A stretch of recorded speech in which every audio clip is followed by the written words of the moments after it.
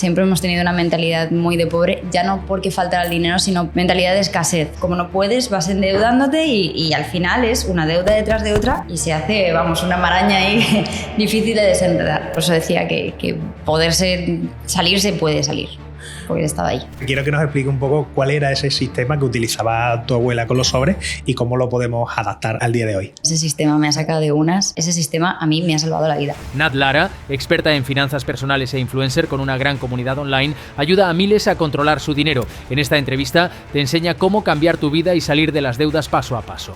Es que esto es un poco el pez que se muerde la cola. Si tú tienes muchos gastos, puedes compensarlo bajando los gastos. Cuando ya no puedes bajar más los gastos porque es imposible, tienes que aumentar los ingresos. Conviven, pero tienes que inclinarte hacia un lado y hacia otro. Lo ideal sería que aumentaran los ingresos y bajaran los gastos. Esto se le conoce como la carrera de la rata, que tú trabajas para ganar más dinero, para pagar cosas que no necesitas, te quedas sin dinero, vuelves a trabajar y así.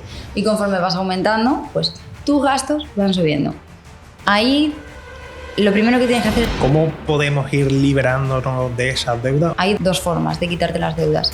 De esta forma vas a acabar quitándote esa deuda mucho antes. Las tarjetas de crédito son un arma de doble filo. Pueden ayudar o te pueden destruir. Hemos hablado de prácticamente todos los pilares, que es el dinero. El consejo que yo daría...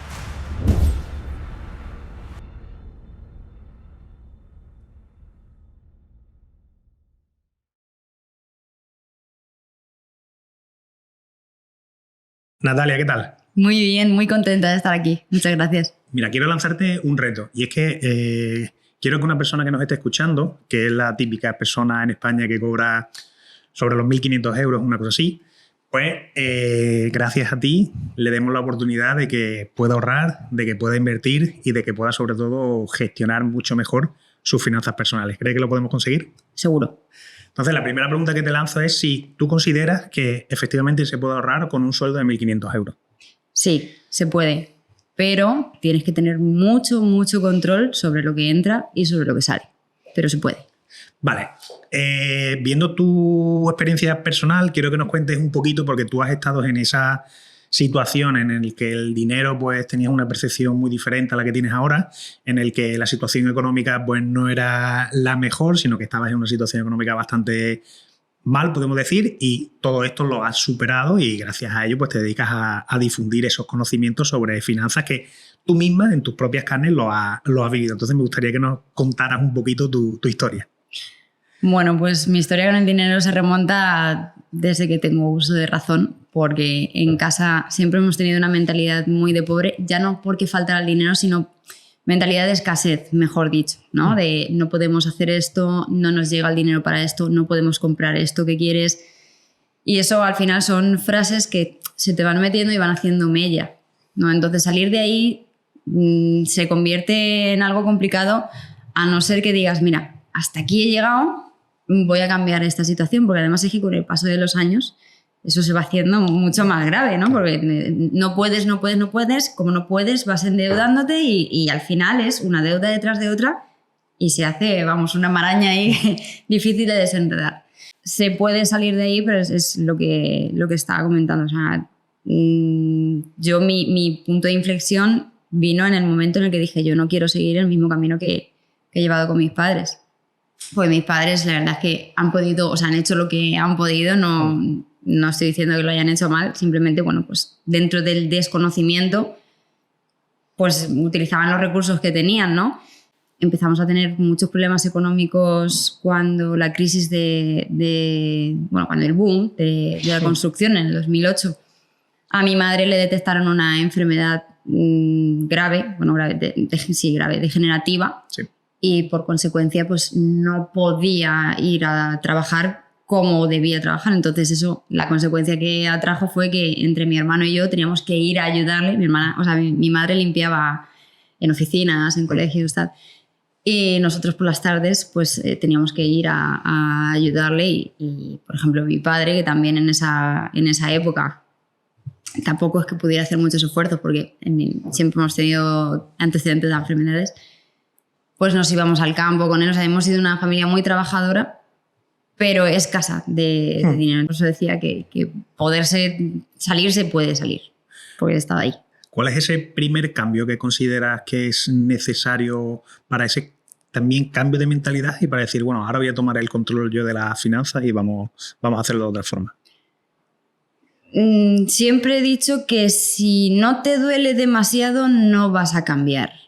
Entonces te tiene que doler. A mí, en mi caso, mi dolencia fue porque a pesar de haber vivido el que nos quitaron la casa, pues yo tenía un poco los hábitos esos de, venga, pues no tengo dinero, pues cojo deuda, me voy a comprar una moto, venga, ahora me voy a comprar un coche, ¿no? Y ahí en esa última vez fue cuando dije, es que yo no quiero vivir así, no. O sea, ya lo he vivido, no quiero cometer los mismos errores que han llevado a mis padres a vivir al día.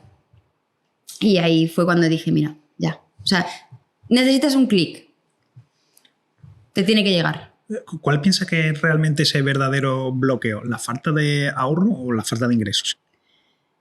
Es que esto es un poco el pez que se muerde la cola. Lo primero que yo veo aquí es, vale, si tienes una falta de ingresos o unos gastos excesivos, ¿no? O sea, el caso es poder compensarlo, porque si tú tienes muchos gastos, puedes compensarlo bajando los gastos. Cuando ya no puedes bajar más los gastos porque es imposible, tienes que aumentar los ingresos.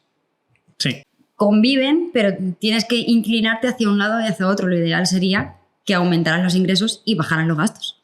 Vale, luego vamos a ver estas dos fórmulas. Una fórmula que es cómo incrementar ingresos y otra el cómo bajar esos gastos. Pero como tú dices, ¿no? Bajar los gastos tiene que tener un límite porque también tienes que poner una balanza entre, joder, tengo que vivir y disfrutar la vida también, que estamos aquí para ello. Entonces, tampoco me gusta el que ese ahorro sea excesivo ni que esté muy fuera de lo normal, porque también se va muchas veces escuchando, no, venga, vamos a ahorrar en comida. En comida vamos a hacer un presupuesto de 200, hostia, 200 euros igual no se puede, ¿no? Entonces vamos a ver luego un poco más en detalle ese gasto y ese ingreso, ¿no? Pero primero me gustaría un poco de ver la mentalidad, ¿no? ¿Cuál piensa que es decir, cuáles son esas ideas equivocadas que tiene la gente del dinero realmente?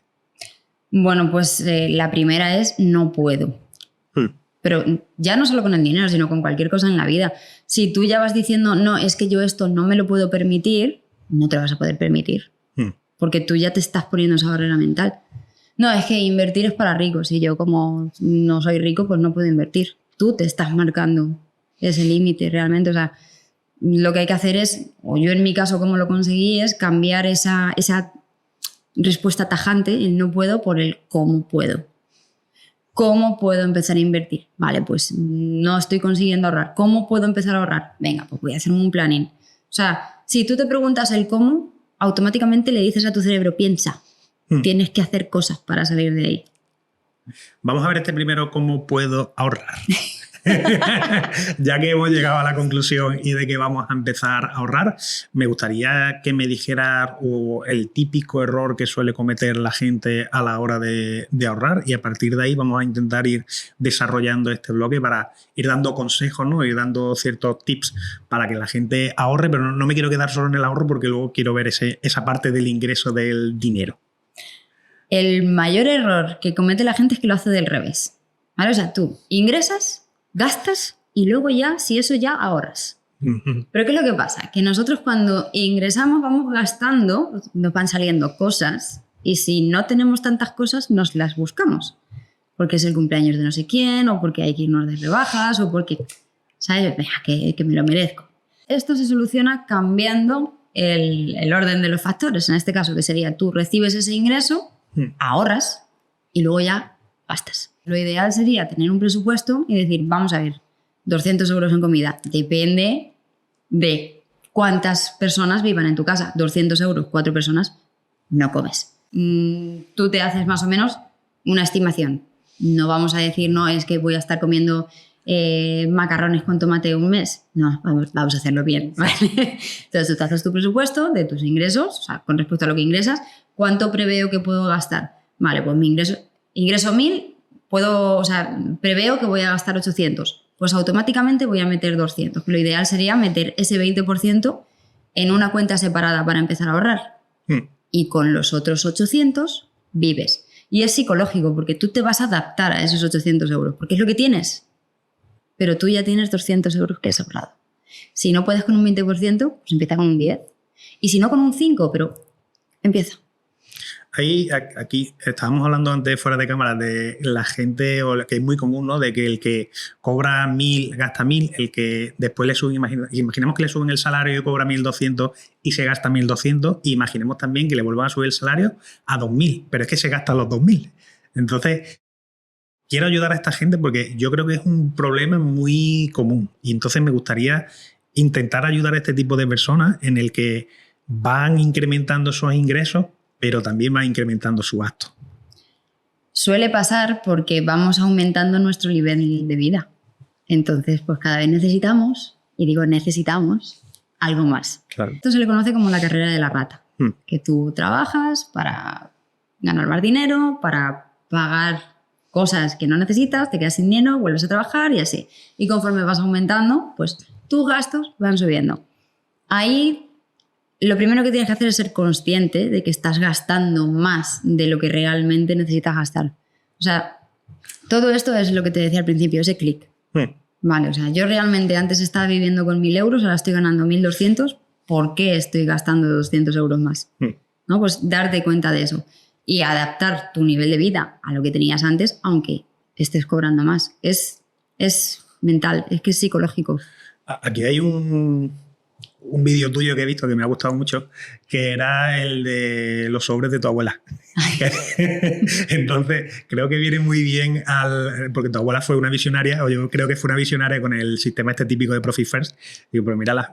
Entonces, quiero que nos explique un poco cuál era ese sistema que utilizaba tu abuela con los sobres y cómo lo podemos adaptar al día de hoy. Madre mía, a mí ese sistema me ha sacado de unas. O sea, en momentos de mi vida en los que estaba bastante precaria con el dinero, o sea, ese sistema a mí me ha salvado la vida. Y es simplemente categorizar esos gastos, ¿no? Pues venga, entra este dinero, voy a destinar un porcentaje para comida, otro porcentaje para transporte y otro porcentaje para ocio. Y cuando se acabe, ya. No me vale, venga, voy a coger 20 euros de aquí y lo voy a... No. Se ha acabado, pues el mes que viene, pues vuelves otra vez. Y es eso, o sea, es tener un poco de fuerza de voluntad y decir, vale, pues es que si me tocaba esto, pues es esto, y no hay más. Es que ahí hay un aprendizaje muy importante y es que es ceñirte al presupuesto. Sí, totalmente. Es decir, no te quedan más pantalones que ceñirte a lo que yo he destinado a comida, por ejemplo, ¿no? O lo que he destinado a ocio, que yo creo que a lo mejor es donde se te podría ir más parte del presupuesto, ¿no? Es decir, esa parte en el que dices, no, bueno, vamos me lo invento, al cine, ¿no? De tal, y bueno, por 20 euros más no pasa nada. Y al final es que, venga, por esto no pasa nada. No, esto es como cuando estás a dieta, ¿no? Venga, pues me como este bollito y no pasa nada. Y al día siguiente dices, venga, sí, oye, lo he hecho bien, venga. Y al final, pues dices, bueno, me como uno a la semana y no pasa nada. Pero si ya te comes uno todos los días, ya sí pasa. Con los sobres es exactamente lo mismo. Ahora, otra cosa igual, lo suyo es planificarlo.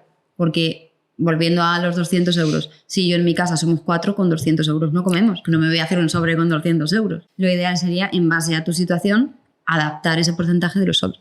¿Cómo podemos hacer ese presupuesto de forma realista? Y lo que más importante me parece a mí es que luego sea constante. A ver, esto es ensayo-error, ¿vale? Entonces, si tú, por ejemplo, no tienes un buen hábito, que, por ejemplo, la gente cuando va a comprar suele ir a la hora de comer. Ya. Y eso es un error, porque, vamos, los buchones como yo comemos más con los ojos que por la boca, ¿sabes? Entonces tú al final acabas inflando la compra y dices, ¿qué ha pasado aquí? Me he gastado más de lo que tenía pensamiento de gastarme. Entonces lo ideal es llevar tu lista de la compra y aunque vayas a comprar con hambre, pues ceñirte a tu lista de la compra. Cuando tú haces eso un mes, tú ya tienes estimación de lo que realmente estás gastando ese mes con la comida que tú necesitas, no con la que quieres, sino con la que necesitas. Y en base a eso, ya tú tienes esa base de datos para poder ir haciéndote los sobres de los siguientes meses. Hay un gasto fijo que es común en la mayoría de la población y es el de la hipoteca. ¿Qué porcentaje de tu salario consideras que debería ir destinado a la hipoteca? A ver, cuando tú sacas una hipoteca, el máximo que te permiten del rato de endeudamiento es el 35%. Yo siempre digo que para lo que son los gastos fijos de la casa sería el 50%, que es la regla del 50-30-20 o 50-20-30, según como lo veas. Pero vamos, 50 para gastos fijos, que sería el tema de la hipoteca, todo lo que son los gastos que sí o sí necesitas para vivir, Sí. el 20% que sería para ahorrar y el 30% para los gastos ocio, salidas a comer, restaurantes. La hipoteca estaría dentro del 50%. Has dicho el 20% para Ahorro. Y el 30% para caprichos. Vale, aquí en Gastos variables. En la parte del ahorro, me gustaría también hablar del famoso colchón de emergencia o como lo queramos de llamar.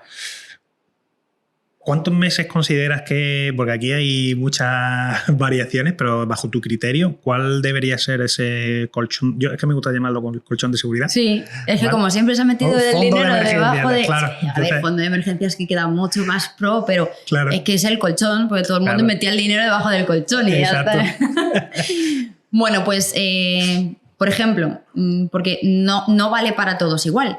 Si estás viviendo en casa de tus padres y no tienes gastos, pues evidentemente con tener 1 mes o 2 meses de gastos de colchón es suficiente. Si tienes un trabajo estable, que va a ser difícil que lo pierdas, no tienes hijos, pues a lo mejor con tener 3 meses de colchón de gastos, si por ejemplo tus gastos son de 1.500 euros al mes o de 1.000 euros, pues 3 meses serían 3.000 euros, sería tu colchón. Si eres una familia de 4 con niños, pues ya lo ideal sería de 6 meses. Y luego ya si tienes niños y eres autónomo y tus ingresos pues son un poco variables, pues lo ideal sería tener de entre 6 meses y 1 año. ¿Y qué hacemos con ese colchón de seguridad? Es decir, ¿lo tenemos en la cuenta corriente? Sí y no. ¿Vale? O sea, ese colchón tiene que estar líquido. Cuando digo líquido, quiero decir que si tú lo necesitas mañana, lo puedas utilizar mañana, pero tampoco lo tienes que tener demasiado tocable. O sea, quiero decir que a mano. Porque puedes tener tentaciones. Muy tentador, sí. Lo ideal sería tenerlo en una cuenta de ahorro. Ahora están muy de moda las cuentas remuneradas, ¿vale? Que no te están dando mucho. El año pasado estaban algunas incluso un 4 y un 5%. Ahora tienes algunas que te están dando un 2%, pues ese dinero tú lo tienes ahí. Si lo necesitas para una emergencia, y cuando digo emergencia no quiere decir que me ha salido un viaje inolvidable y está de oferta, eso no es una emergencia. Eso es, se me ha roto la carlera o, ¿sabes? Ese dinero tú puedes disponer de él de forma inmediata. Tú lo que haces es traspasarlo de la cuenta esa de ahorro a tu cuenta y ya haces uso de él. Pero nunca lo tienes que tener invertido. Porque seguro, o sea, la ley de Murphy funciona. Y seguro que lo vas a necesitar cuando no toque. Sí. Defíneme bien emergencia. Emergencia, pues se me ha roto la caldera. A mí me pasó este invierno. Mitad del invierno, o utilizas el coche para ir a trabajar, no para llevar a los niños, sino para trabajar, se me ha roto el coche, yo qué sé, algún problema médico o dentista, ¿sabes? Una emergencia, tienes algún animal y necesitas una operación de urgencia, una urgencia, no un viaje, no aquí está, tele está de oferta, venga, vamos a aprovechar, no. Hostia, has dicho un gasto que aquí nunca se ha hablado de él y me ha venido ahora a la cabeza el de las mascotas, ¿eh? Poco se habla del gasto que realmente puede llevarte una mascota y yo creo que mucha gente no lo analiza previamente. Es decir, mucha gente te dice, quiero un perro, ¿no? Por contentar al niño, pero luego no sabe el gasto que lleva ese perro. Entonces, te hablo un perro, un gato, el animal que sea, ¿no? Pero, ¿qué piensas al respecto? ¿Cómo podemos contemplar ese gasto y que realmente sea realista? Yo ese gasto lo tengo en los variables. Vale. Yo tengo 2 perros y son grandes, comen. Wow. Y tengo uno que bueno, ese perro es un desastre. Siempre está accidentado. Tiene 2 años y hemos pisado 24 veces el veterinario. Ostras. Sí, siempre pasa algo. Si no se come una pared, aparece un banco de repente. Sí. Ahí, ya por dar un tip, no sé si lo tendrán, ¿no? Pero hay veterinarios que pagan de forma mensual como si fuera un seguro y les cubre igual. Sí, bien, ¿eh? Tienes un seguro. Sí que es verdad que yo en ese caso prefiero asegurármelo yo, porque sé que va a ser al principio, estamos hablando de un cachorro, pero en cuanto se le pase un poco la adolescencia ya volverá a ser el perro alfombra que debe ser. Quiero ponerme en tu pellejo, en esa situación que hablábamos al principio en el que decides dar ese cambio. y te planteas el tema de hacer tu presupuesto, porque esto es algo que yo fomento mucho e intento que se haga el presupuesto porque a mí me ayuda y yo veo que a la gente realmente le ayuda el que cuando tú vas a tierra y dices, joder, este mes he gastado, yo qué sé, X en comida o este mes me he gastado X en viaje o X en tal, es decir, cuando realmente lo ves es cuando te das cuenta de ese gasto, pero a la gente que está en una situación económica complicada o compleja, no lo ven tan claro, les cuesta mucho hacerlo. Entonces, ¿cómo lo hiciste tú? Es decir, ¿cómo realmente o sacaste esa fuerza o sacaste esa forma de hacerlo? ¿Lo hacías a mano? ¿Lo hacías en Excel? ¿No lo hacías? Tenía una agenda. O sea, yo empecé, antes del Excel, empecé a medir los gastos en una agenda que tenía yo y me iba apuntando. Vale, pues este mes voy a cobrar tanto. Vale, los presupuestos no se hacen cuando estás ya metido en el mes, los presupuestos se hacen antes, ¿vale? Eso es algo que la gente todavía no tiene interiorizado. Entonces yo decía, vale, este mes voy a cobrar tanto. Vale, ¿qué gastos tengo este mes? Pues mira, me viene el seguro del coche, tengo que pagar no sé cuánto de gasolina, yo lo iba haciendo en una hoja, no en un cuaderno. Luego ya sí me volví muchísimo más tiquismiquis y ya tengo mi Excel que me calcula los porcentajes, no sé, ¿sabes? Ya mucho más profesional. A mí el chip fue es que si me pasa cualquier cosa, ¿cómo la afronto? ¿No? Porque en mi casa si pasaba cualquier cosa se tiraba de deuda. Ya. Cofidis, tarjetas de crédito y todo ese tipo de cosas que te dan muchas facilidades, pero luego se convierten en, bueno, pues en intereses del 20 y pico o incluso lo que son los microcréditos. He visto algunos porcentajes que dan bastante miedo. Entonces ahí dices, no, tienes que tener una previsión. Ahí es cuando cambias ese chip. O sea, volviendo un poco a lo que hemos dicho antes, o sea, tú no empiezas a cambiar hasta que realmente no te duele. Si no te duele, si funciona, ¿para qué cambiar, no? Claro, el problema también de mucha gente que yo veo es que realmente les duele pero no lo quieren ver. Ya. Es decir, siempre están en el modo queja de, bueno, es que no llega a final de mes, es que este mes me ha venido no sé qué, es que no tengo dinero, es que hay una queja o una excusa que suelo ver en la de, es que para ahorrar 20 euros al mes me lo prefiero gastar. Ya, los asquerosos, ¿no? Asquerosos. Sí. Sí, esa mentalidad, la mentalidad de víctima, lo primero tienes que ser consciente. El problema que yo veo aquí es que hay mucha gente que, claro, porque tú cuando ves las cosas desde la barrera lo ves muy fácil. Pero claro, ¿tú cómo le dices a esa persona, oye, tienes una mentalidad muy escasa? Te van a decir, ¿tú de qué vas? Claro, tú puedes lanzar señales y tal, pero si no te das cuenta tú, pero el vivir en esa mentalidad, o sea, todo te va a salir mal, porque tú estás bueno, tu ambiente es negativo.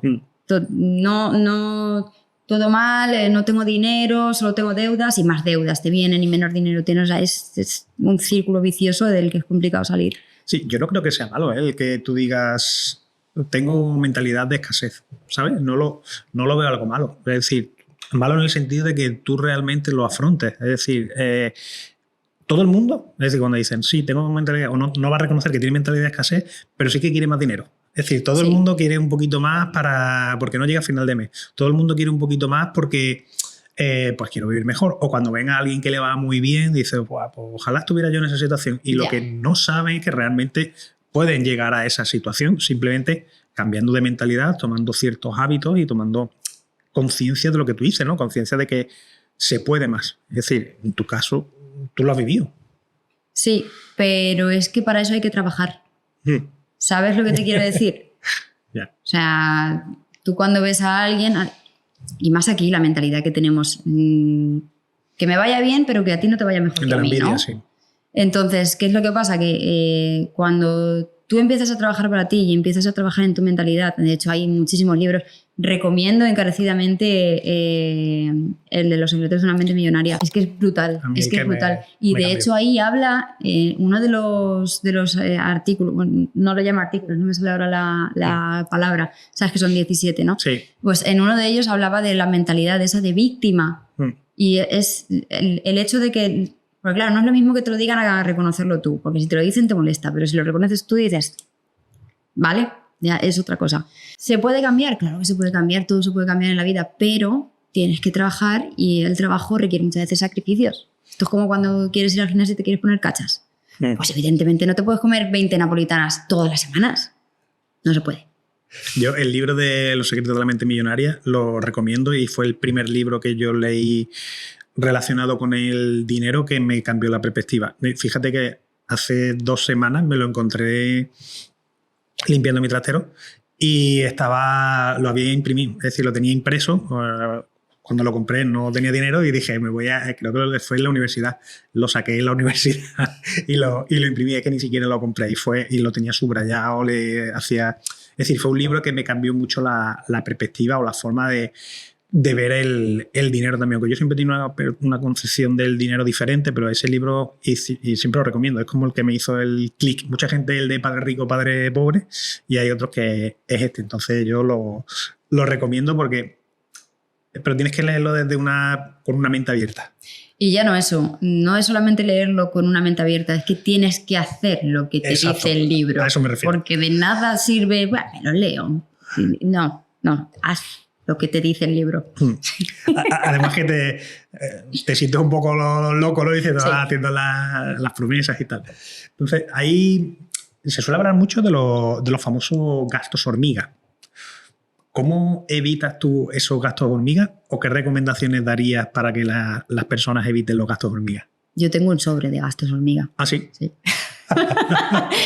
Sí, tengo mi sobre de gastos hormiga. Y mis gastos hormiga, o sea, ya no hay. O sea, si esto que vas andando y ves una napolitana, yo ya he visto que a mí me gusta el dulce, ¿no?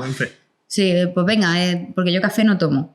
Pero sí que es verdad, pues venga, hoy vamos a quedar... O sea, para mí, a ver si quedamos y nos tomamos una cerveza para mí todo eso son gastos hormiga. Entonces yo tengo mi sobre y cuando se acabe, pues si se me acaba en la semana 3, pues se me ha acabado.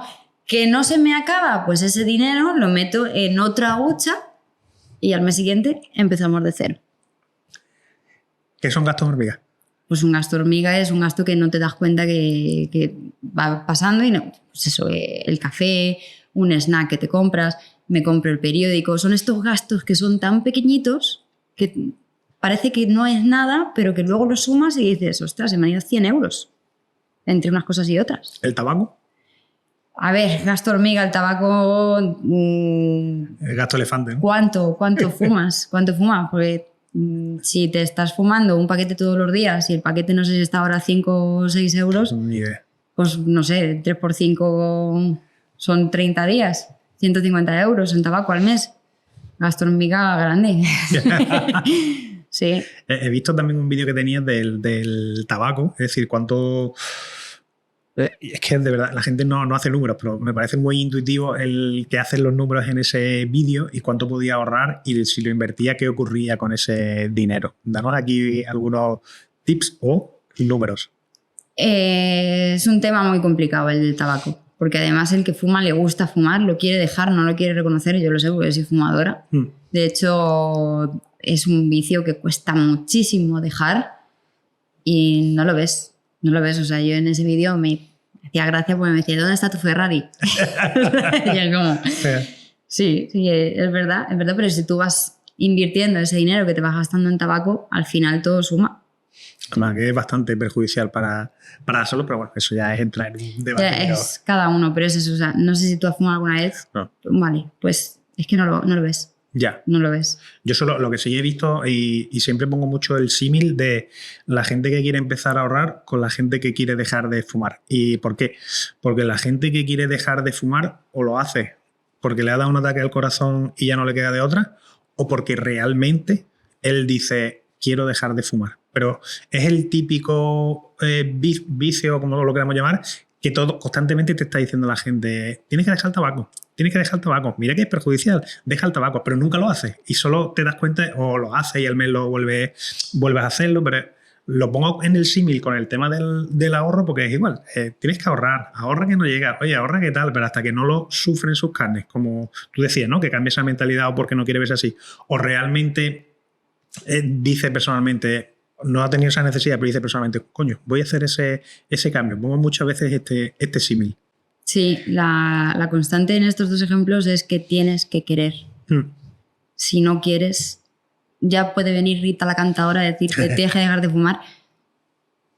Que no vas a... Es que no. A lo mejor lo intentas y estás un par de meses sin fumar, pero luego vas a caer. Tienes que querer. Y con el ahorro pasa lo mismo. Tienes que querer. Vamos a entrar en esta situación de deudas. Entonces, esa persona que tiene bastantes deudas, y vamos a hacer como el pack completo, ¿no? El de hipoteca, préstamo personal, tarjeta de crédito. ¿Cómo podemos ir liberándonos de esas deudas? ¿O en qué orden recomiendas tú ir liberándonos? ¿O cómo lo podemos hacer? Según la mentalidad que tengas, hay gente que necesita más motivación y hay gente que es más metódica. Hay dos formas de quitarte las deudas. Si necesitas más motivación, lo ideal sería empezar a quitarte la deuda más pequeña en cantidad. ¿Vale? Pues, por ejemplo, tienes una deuda de una tarjeta de crédito de 2.000 euros, una deuda del préstamo del coche de 5.000 y luego tienes la hipoteca, ¿no? En este caso, para ir dándote shooter de motivación, empezaría con la de la tarjeta de crédito porque vas a acabar mucho antes de pagarla. O sea, son 3 cuotas, ¿no? Pues en las 2 más gordas mantienes la cuota mínima y en la de la tarjeta de crédito el mínimo más el extra que tú puedas. De esta forma vas a acabar quitándote esa deuda mucho antes, ¿no? De la otra forma, en este caso el ejemplo que he puesto coincide, pero si eres una persona más metódica, lo ideal sería empezar con la deuda más cara. En este caso podría ser la tarjeta de crédito, que es cuanto más cara es la deuda. Luego el coche, que pueden ser en torno a... Depende un poco de la financiación que hayas escogido, pero entre un 8 y un 10% lo que te puede costar el coche. Y luego la hipoteca, ¿no? Pues entonces escoger la deuda más cara en cuanto al tipo de interés. Mantienes el mínimo en las otras 2 y atacas con toda la artillería a esa deuda. Cuando termines la primera deuda, en ambas situaciones, ¿vale? En este caso ya hemos visto que los ejemplos coinciden, pero imagínate que de coche, en el de la mentalidad, en el de coche tienes 2.000 euros de préstamo y en la tarjeta tienes 4.000. ¿Vale? Sí. Irías al del coche porque es el de menos cantidad. Entonces, cuando acabes esa primera deuda, cuando ya la has pagado, lo que vas a hacer es que para la segunda deuda vas a coger toda la artillería que estabas utilizando para la primera y se la vas a mandar a la segunda. Y si puedes meter un poquito más, otro poquito más. ¿Qué va a pasar con esto? Que te vas a empezar a quitar las deudas de una manera muchísimo más rápida. En la parte más emotiva, sí que es verdad que te va a salir algo más caro, porque al fin y al cabo te estás quitando la deuda más pequeña, no la más cara, pero vas a ver resultados mucho antes, ¿vale? Más motivación, y la otra te va a salir más barata, porque te vas a quitar la deuda más cara. Cualquiera de las dos funciona muy bien, pero tienes que enfocarte o una u otra. Aquí hay una pregunta que se hará mucho y es, estábamos hablando antes de ahorro. ¿Qué hago? ¿Ahorro y me quito deuda pero no ahorro y cuando ya termine empiezo a ahorrar? ¿Ahorro menos, parte la utilizo en deuda y parte en ahorro? ¿Cómo piensas que debería de hacerlo? Bueno, tú ten en cuenta que la deuda siempre te está quitando dinero, ¿vale? Entonces lo ideal sería que tú tuvieras un colchoncillo, ¿vale? Para si te pasa cualquier cosa, algún imprevisto que tú tengas para salir de paso y no tengas que endeudarte, y el resto lo ataques a la deuda. Porque hay mucha gente que me dice, tengo deuda, pero quiero empezar a invertir. Vale, tienes una deuda que es de un 12% y vas a empezar a invertir en algo que te da un 7%. ¿Estás perdiendo? Vale, sí, a lo mejor nos quitamos un par de años, pero dejar de perder ese dinero, ataca primero a la deuda y después invierte. Pero siempre ten un colchoncillo. No te estoy diciendo que tengas 6 meses de colchón, pero no sé, 1.000 euros por lo menos, y ataca la deuda. ¿Cómo podemos dejar de vivir constantemente endeudados? Y sobre todo lo digo por las tarjetas de crédito. A ver, las tarjetas de crédito son un arma de doble filo. Te pueden ayudar o te pueden destruir. Si yo no soy fan de las tarjetas de crédito, de hecho yo no tengo ninguna tarjeta de crédito directamente. Pero si quieres utilizar una tarjeta de crédito, lo ideal sería que si tu tarjeta de crédito tienes, yo que sé, un límite de 1.000 euros al mes y gastas 300, que cuando llegue ese límite, ese final de mes, tú pagues esos 300. Porque realmente estás como recibiendo un adelanto. Pero tú llegas ese mes y lo pagas. Que aún así tampoco me gusta porque ya vas enlazando un mes con otro y es como que, ¿sabes? Como que ya empiezas con deuda. no soy muy partidaria de las tarjetas de crédito directamente. Entonces, si se puede no tener tarjeta de crédito, mejor. Y te hago también la pregunta respecto a los préstamos personales. Entiendo que la respuesta es similar, pero para mí hay diferencia entre préstamo personal y tarjeta de crédito. Por norma general, tarjeta de crédito se suele destinar mucho a consumo. A consumo, pues hablábamos, ¿no? La tarjeta del Corte Inglés, o hablábamos yo qué sé, para la compra del mes. Pero el préstamo personal, como suelen estar preconcedidos y tal, se suele utilizar para el viaje, se suele utilizar para algún imprevisto. Ya. Es que ese es el problema.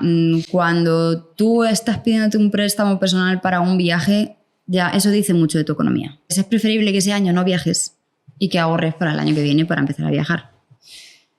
¿Un préstamo puede ser bueno? Sí, puede ser bueno. Aquí estamos hablando de deuda buena o deuda mala. Porque la gente siempre ve la deuda como algo malo. Pero a lo mejor tú sacas un préstamo para poner en funcionamiento tu negocio. ¿Esa deuda es mala o es buena? Es buena, porque realmente te va a hacer de producir dinero a costa de haber sacado una deuda. ¿Que tú quieres invertir para tu formación? ¿Es una deuda buena o una deuda mala? Buena, porque a ti te va a estar dando unos conocimientos que tú vas a poder explotar y le vas a poder sacar rendimiento. ¿Que sacas un préstamo para irte de viaje? Mala. Hay gente que te puede decir que es buena porque es para disfrutar. Sí, es para disfrutar, pero ¿a qué costa? ¿Sabes? Una deuda mala o un préstamo para disfrute, es que es mejor directamente no sacar ese préstamo. Ese año, pues oye, te fastidias, tampoco pasa nada porque un año no te vayas de vacaciones y ahorras para el año que viene. ¿Lo meterías en tu presupuesto? Es decir, a la hora de hacer el presupuesto destinas una cantidad para es decir, ya tenemos ocio y tal, pero para viajes, yo por ejemplo si lo hago, ¿lo destinas una cantidad para viajes? Sí, yo tengo huchas. Vale. Yo tengo huchas para el IBI, tengo huchas para el viaje para el agosto, tengo huchas para el seguro del coche, tengo huchas para el mantenimiento del coche. Entonces ahí yo cada mes, lo que es ese gasto, me lo divido, ¿no? Por cuánto mi seguro del coche, pues no sé, 300 euros. 300 euros entre los 12 meses, pues todos los meses voy metiendo en esa hucha esa cantidad. ¿Qué es lo que pasa? Que llega el seguro del coche que me viene el mes que viene y yo ya tengo ese dinero. No es como que tengo que pagar el seguro del coche. Claro. ¿Sabes? Yo lo hago en prorrateo, es decir, yo cojo los gastos fijos y los prorrateo de forma anual. Es decir, si sé que tengo el seguro del coche, de forma mensual lo ahorro o lo guardo. Es decir, si son 600 euros, pues lo divido entre 12 y mensualmente me lo meto dentro del presupuesto, pero con los seguros con posibles mantenimientos, porque más o menos lo tengo pensado, con otro cierto de gastos como que lo prorrateo. Hay quien lo mete más o menos porque lo tiene muy estipulado en el mes que toca y lo mete en ese mes, pues me viene todos los años en septiembre y lo mete como en ese presupuesto de septiembre, pero yo lo prorrateo. ¿Cómo recomiendas hacerlo para la gente que haga su primer presupuesto? Yo lo prorrateo también, lo que pasa es que no lo meto dentro de donde está todo, o sea, yo lo separo. Vale. Porque si no lo ves es como que no está ahí. Vale. Y luego, ¿cada cuánto revisas ese presupuesto? Todos los meses. Bueno, yo ese presupuesto lo que hago es que yo me lo divido por semanas. Hostia. Sí, claro, sí, porque es presupuesto y luego es hoja de contabilidad. Entonces yo me hago mi presupuesto mensual, vale, pues este mes preveo que va a pasar esto, me hago bastantes presupuestos porque yo llevo mi contabilidad de mi familia, mi contabilidad propia de Natalia, luego la del autónomo y luego la de la empresa. Entonces yo la verdad soy un poco manías, ¿vale? Sí, por ejemplo, el familiar, que es el que más suelo utilizar, pues el que más gastos tenemos, ¿no? Me hago una semana antes el presupuesto y luego conforme va pasando la semana, vale, pues esta semana me han pasado los extraescolares de los niños, vale, ya está, check, vale, está hecho. En la lista de la compra yo tenía una previsión aproximadamente de 125 euros, vale, me he gastado 110, ok, apunto 110. O sea, lo voy revisando semanalmente para ver que va todo sobre ruedas, vaya. Y luego al final de mes hago una foto final, que esto a lo mejor me lleva, ¿qué te digo?, a la semana 10 minutos. Claro, es que tal y como lo estás pintando, quien esté escuchando dirá, joder, estos son 3 horas. No, 10 minutos. Porque es mirar el extracto, claro, en una semana ¿cuántos cargos puedes tener? ¿5 o 6? Pues mira, 5 o 6, ok, ya está. Ya está, pero tú ya tienes esa foto la siguiente semana. Son 5 o 10 minutos a la semana, es que no es tanto. Pero es más la pereza mental de decir, es que ahora me tengo que poner a hacer el... ¿No? Vamos a hacérselo fácil, que lo haga una vez al menos, o una vez cada 3 meses y luego vaya comentándolo. Sí, pero bueno, ya eso cada uno, una vez al mes está perfecto. Luego, pues ya, si eres un poco cuadriculado, pues ya, pues eso. Ha hablado de presupuestos de familia. Voy a hilar esto otra vez con un vídeo que hay muchos que me han hecho muchas gracias. Y era el de cuánto te cuesta tener pareja. Ah, bueno, es que eso es brutal. Entonces, me gustó mucho ese vídeo y me gustaría que nos explique un poquito y el hilarlo también luego con el tema de las finanzas en pareja. Es decir, cómo, esto es una cuestión ya también, ¿no?, personal o tal, más que de ayuda, pero ¿cómo piensas que deberían de ser las finanzas en pareja? Cada uno que lleve la suya, que haya una conjunta, los gastos por mitad, uno por mitad, cada uno lo suyo. Eso va a gusto del consumidor. Yo personalmente, mi contabilidad de pareja es, yo tengo mi cuenta, mi marido tiene su cuenta y luego tenemos una común. Y en esa cuenta común va todo lo que son los gastos de los niños, los perros, la casa, todo lo que son los gastos comunes. Y luego ya cada uno, pues si yo me apetece comprarme unos zapatos, pues me compro unos zapatos. Y si él se apetece, yo sé, y se va a tomar unas cañas, pues se va a tomar unas cañas, ¿no? Eso a mí particularmente me gusta porque evita confrontaciones. El problema viene cuando hay mucha disparidad en los salarios. Aquí pues puede haber situaciones un poco conflictivas o incluso, bueno, pues, la persona que más gana que se sienta un poco en situación de poder ir la otra más vulnerable. Esto es un tema muy delicado. Lo ideal sería que se repartieran las cosas de forma proporcional.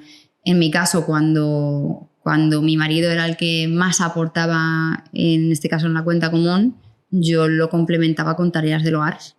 Yo no puedo poner todo el dinero que tú estás poniendo, pero yo me encargo de hacer la compra, de poner las lavadoras, de limpiar la casa, ¿sabes? Podemos llegar a algo en común. Pero esto es a gusto del consumidor. No hay una mejor o peor. Es como tú te sientas más cómodo. Porque yo, por ejemplo, no, o sea, si tú estás poniendo el 80% del dinero y yo estoy poniendo el 20%, a mí eso me hace sentir incómoda. Es como que parece que te debo algo, ¿no? Claro.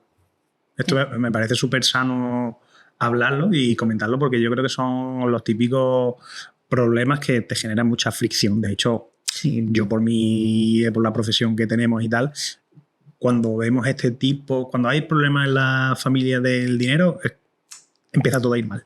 Sí. Entonces, mientras hay dinero, hay alegría. Cuando se acaba el dinero o hay una descompensación en ese dinero, empieza el problema. Entonces, me parece que todo esto lo hilo también con todo lo del principio de qué es el dinero, qué piensas sobre el dinero y tal, porque esto es muy importante de que estén alineados con ese dinero, que tengan pensamientos similares o por lo menos que se pongan en común para que cuando llegue esta situación que puede llegar no haya este tipo de problemas. Claro, lo ideal es siempre tener una muy buena comunicación, que yo creo que es algo que también nos falta. Sí. Sí, el expresarte, cómo te sientes, cómo, ¿sabes? Yo, por ejemplo, en mi relación siempre ha habido muchísima comunicación. Ahora incluso hay más, porque una vez que tienes niños, o te comunicas... Estás perdido. Sí, siempre ha habido momentos en los que ha habido una descompensación.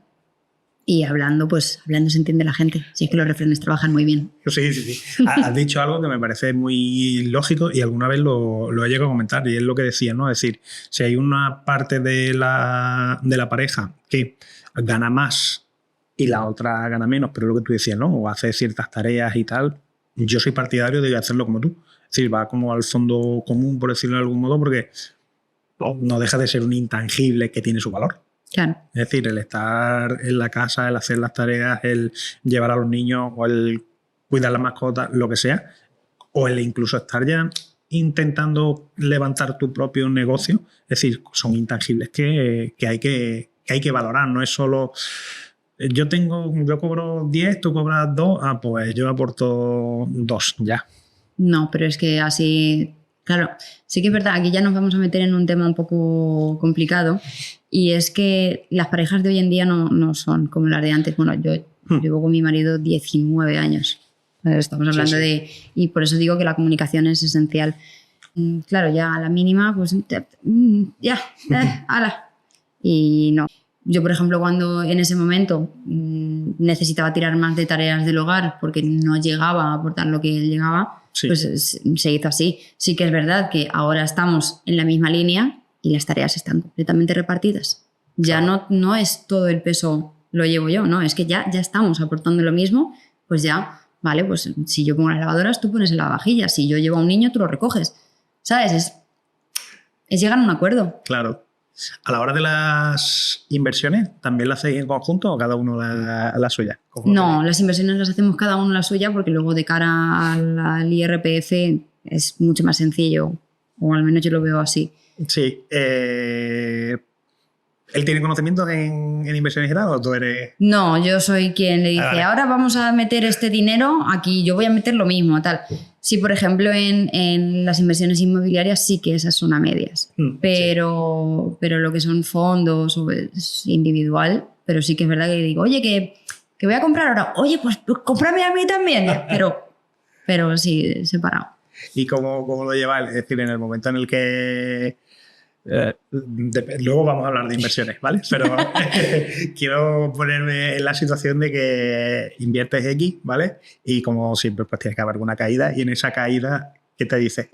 Oye, que esto igual... No, él no lo mira. ¿Ah, Él no? me dice, tú lo que tú digas, tú sabes, Vale. tú sabrás. Sí, yo, por ejemplo, porque yo antes de meterme en el mundo fiat, yo vengo del mundo cripto. Ah, bien. Sí, yo empecé del revés. Entonces, No, bien, bien. Vale. sí, claro, él me decía, pero esto, yo decía, tú déjame ya. Entonces, oye, si algún guacharazo nos tenemos que pegar. Bueno, nos tenemos que pegar, en ese caso era yo sola, pues no me iba a meter con la economía familiar. Sí. Si tengo alguna caída, que la tenga yo solamente, ¿no? Y claro, sí, cuando yo me metí en cripto, pues no se conocía tanto como ahora. Entonces, además, la caída de Bitcoin, que estaba en 70 y pico mil y cayó a 15.000, esa me la fumé entera. Bien. Y me decía, madre mía, ¿qué has hecho? Y yo decía, paciencia. Esto no va de venga ya, esto va de paciencia. Claro, luego ha visto que sí que es verdad que conforme cae, va bajando. Sí. Entonces, a partir de ahí ya empezó un poco más a confiar de decir, vale, las inversiones funcionan así, no es algo puntual. Pero él me lo delega todo. Vamos a hablar un poquito del tema cripto. Voy a saltar ahí de bloque porque ya que lo has sacado me parece bastante interesante y que entraste en un momento en el que... No sé cuándo llegaste a entrar, no sé si entraste cuando ya estaba arriba y cayó o estabas un poquito antes. No, cuando yo entré estaba en 60 y pico. Ah, vale. Pero yo entré en el mundo cripto, yo no he comprado Bitcoin. Vale. O sea que estuviste más con el tema de altcoin y tal. Sí, me gustan mucho más las altcoins y sobre todo el mundo DeFi. Vale, hostia, bien. Porque es una época en la que estuvo muy de moda el mundo DeFi, pero hubo ahí algunas hostias interesantes. Sí. Por ejemplo, la de Terra. Buah, esa sí me la comí, ¿ves? Ya son los dos también.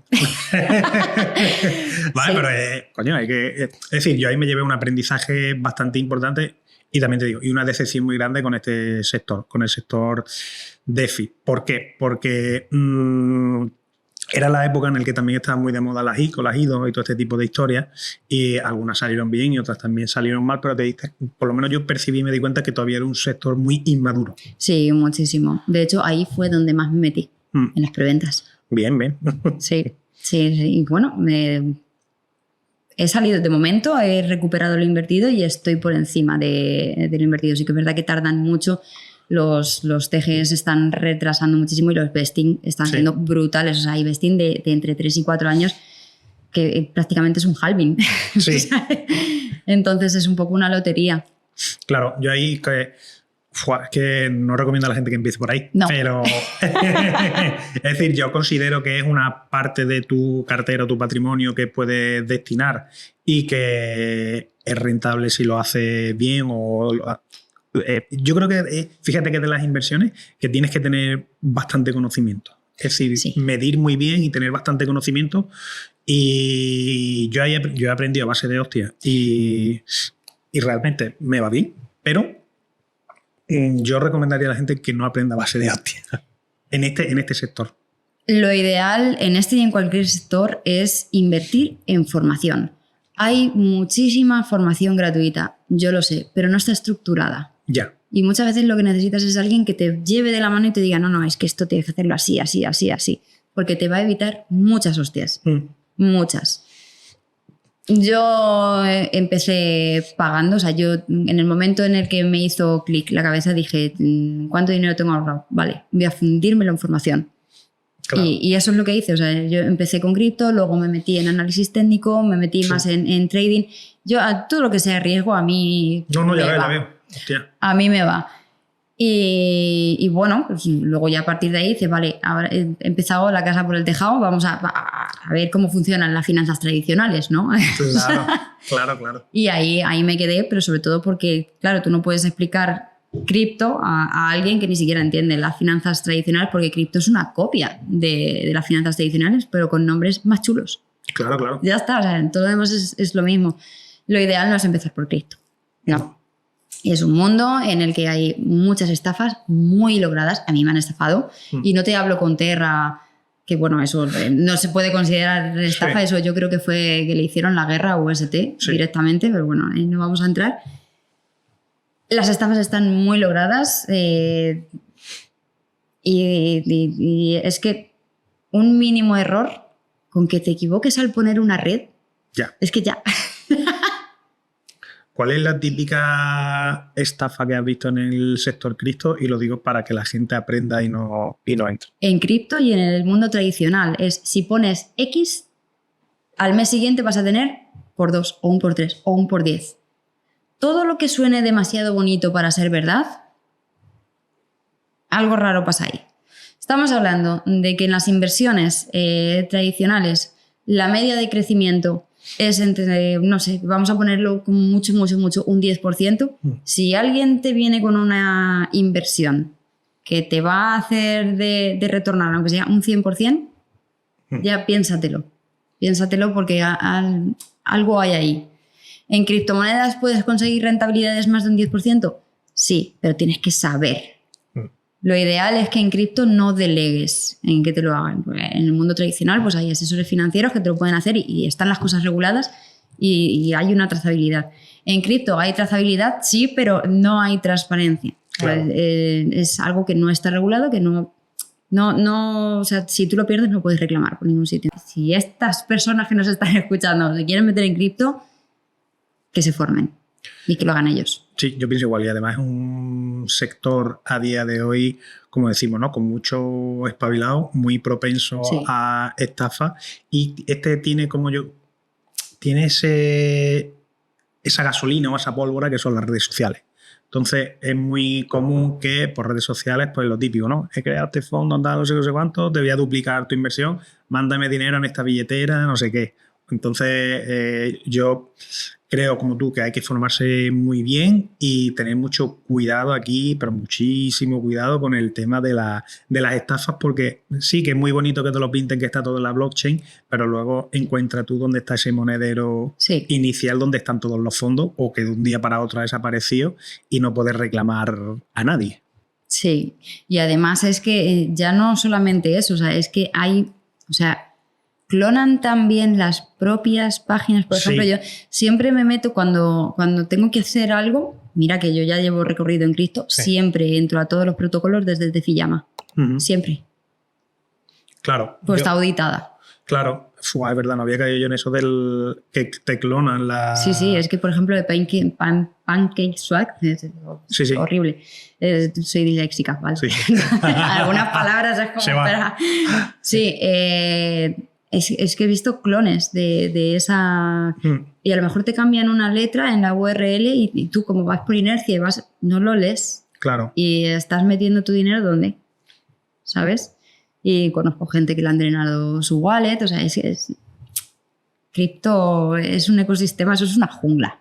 Es la definición. Es decir, para mí ahora es una jungla. Y, o sea, yo cambié mucho mi perspectiva, ¿eh? Yo era muy también de DeFi, de otros temas de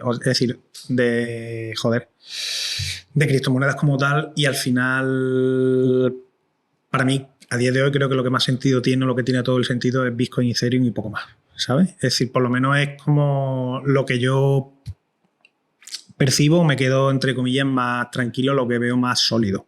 Entonces, sí, son las más conservadoras. No recomiendo a nadie entrar o no entrar, sino que si, por ejemplo, quieren comenzar, yo creo que empiecen conociendo esa filosofía, conociendo qué es una blockchain, es decir, partiendo de esa base y luego ya te tires con un pequeño capital si es que lo quieres hacer, como tú dices, a la jungla. Totalmente, sí. O sea, pero luego también va a depender, porque no sabes la de cantidad de gente que me dice, no, es que yo tengo tanto Bitcoin y algunas veces son cantidades importantes en este exchange y dices, uff, es un FTX, total, FTX, ¿no? FTX. Sí. Sí, esa también fue muy buena, claro. Sí. Ahí está la frase de not your keys, not your coin. Entonces, si se quieren meter en cripto, que lo hagan a través de una wallet fría. Sí. Siempre. O sea, ese dinero a tu pendrive, como digo yo, ¿sabes? Y eres dueño 100%. Si tienes ese dinero en el exchange y ese exchange, por lo que sea, desaparece de un día para otro, te quedas sin dinero. Sí, fíjate que, y ahí entre comillas sabíamos quién había detrás y hay reclamaciones y tal, pero bueno, ahí eso se ha fumado y es complicado. Entonces, hemos hecho este paréntesis del sector cripto porque lo hemos sacado y me parecía interesante, desconocía esa parte tuya. Y luego ya centraremos otra vez más el tiro en temas inversiones y tal. Entonces, no me gustaría irme, porque decíamos que el ahorro está bien, hemos hablado bastante de ahorro, pero tenemos que ver esas formas de cómo incrementar también el dinero, es decir, tus ingresos. No es solo gastar menos, sino que ahora vamos a ver esa pata, ¿no?, de cómo ingresar más. Entonces, ¿qué recomendaciones suele dar a la gente para que esta pata funcione también o inyectemos un poquito más y empiece a mejorar esa parte? Bueno, pues hay varias formas. La primera es pedir un aumento. Si tienes un trabajo estable, tantear el terreno, a ver qué pasa. Si te dicen que no y quieres aumentar porque muchas veces se puede negociar en horas o en dinero. Si tú quieres conseguir dinero, muchas veces a lo mejor ese aumento no te lo dan. A lo mejor es momento de cambiar de trabajo, ¿sabes? Porque muchas veces, claro, nos quedamos en más vale lo malo conocido, ¿no? La típica frase. Sí, pero no sabemos qué nos podemos encontrar más allá y que sea mejor. Muchas veces te diría que el 20%, o sea, puedes aumentar hasta el 20% de tu salario cambiando de trabajo. Lo ideal es cada 3-4 años, si ves que no tienes un aumento, hacer ese cambio. Tampoco estés cambiando cada 2 por 3 de trabajo, pero sí que vayas escalando tu carrera. La opción que más me gusta a mí es la de emprender. Emprender, vale, tú tienes tu trabajo estable, ¿vale? Pero mientras tanto empieza a emprender con algo. Que sea tu extra, por llamarlo de alguna forma. Que a lo mejor durante los 4 o 5 primeros meses tienes una extra de 200 o 300 euros. Bueno, ve escalando, hasta que puedas decirle adiós a tu trabajo, que es el que te está dando de comer, y puedas dedicarte a eso. Es la forma que yo veo más difícil y más rápida de poder conseguir ese aumento. La que más me gusta. ¿Por qué a la gente le da tanto miedo pedir el aumento de sueldo? Pues la verdad es que no lo sé. Creo que en general a la gente le da miedo decir las cosas. O sea, es como si tú y yo tenemos un problema, es mucho más fácil llegar y decirle al de al lado, mira lo que ha hecho, que llegar y decirte, oye, Raúl, esto que has hecho no me gusta. ¿Sabes? Entonces yo creo que muchas veces esa barrera mental de nos montamos nuestra película de qué pasará, que luego a lo mejor lo que pasa no ni se acerca a lo que a tu película que te has montado. Claro. Pero yo creo que es por miedo a ese rechazo. Pero bueno, tú el no ya lo tienes. Y sí. Decías lo de cambiar de trabajo y fuera de cámaras hablábamos que los cambios son muy, muy complicados, que nadie quiere enfrentarse a un cambio, pero esto que tú dices de cambiar de trabajo es muy cultura americana, es decir, un americano yo no sé cuántas veces cambia de trabajo y de estado, es decir, uno vive en Florida, después se va a Texas, después se va a California, es decir, como es muy común ese traslado tanto de trabajo como de localidad, ¿sabes? Algo como bastante, lo tienen muy interiorizado, porque aquí en España consideras que no existe esa mentalidad. Pues la verdad es que no sabría decirte. Yo en todos los trabajos que he tenido no he estado más de 2-3 años porque me aburría. Sí, me aburría y yo decía, mira, yo aquí no, me voy a otro. Y me iba. Pero lo que se lleva aquí en España es llevar 20 años trabajando en la misma empresa. Pero claro, para mí, yo sé que a lo mejor me lleve por ahí algún guantazo por decir lo que voy a decir, pero para mí eso, yo lo veo tener una mentalidad muy conservadora. Porque tirarte 20 años en una empresa en la que ya has tocado techo, o sea, ¿cuál es tu aspiración? Bueno. Pero es la cultura que hay aquí. Claro, te hago la misma pregunta, pero respecto al emprendimiento. Es decir, ¿por qué consideras que no se fomenta esa cultura del emprendimiento? Si estás viendo o escuchando esta entrevista y eres autónomo o tienes una empresa, hay una verdad irrefutable. Tarde o temprano vas a tener un problema legal. Un cliente que no te paga, un proveedor que no cumple, un contrato que no ha realizado o incluso problemas con nuestra querida Hacienda. Tienes dos opciones. Primera opción, prevenir, contratando a un abogado que evite que estos problemas ocurran. Segunda opción, reaccionar, buscando a un abogado cuando ya todo es un incendio. Ese es mi trabajo. Cada día protejo a emprendedores, autónomos, startups, solucionando los problemas y sobre todo evitando que estos ocurran, para que tú te centres en lo que más importa, que es hacer crecer tu negocio. Si quieres saber cómo puedo ayudarte, entra en raulflorido.com, escanea el QR que aparece en pantalla o accede a través del enlace que aparece en la descripción. Y ahora, sigamos con el episodio. Lo primero porque es difícil y lo segundo porque tienes zancadillas por todos sitios. O sea, aquí en España emprender es... ¿qué te voy a contar? ¿Sabes? O sea, eso sí es la jungla. Eso sí que lleva rico. Es difícil, no tienes ningún tipo de facilidad y luego encima, claro, también está el miedo de la familia. Que no lo hacen a malas, ¿no? Pero madre mía, yo por ejemplo cuando dejé mi trabajo, yo estaba trabajando en Movistar Empresas y yo tenía un sueldo muy, muy bueno para la época en la que estamos y cuando lo dejé era como, ¿tú estás loca? No estoy loca, es que yo no quiero trabajar para el sueño de otra persona, yo quiero trabajar para mi sueño. Ya no, pero es que tú tenías un salario alto y un salario todos los meses. Sí, pero le tengo que dar explicaciones a una persona, ¿sabes?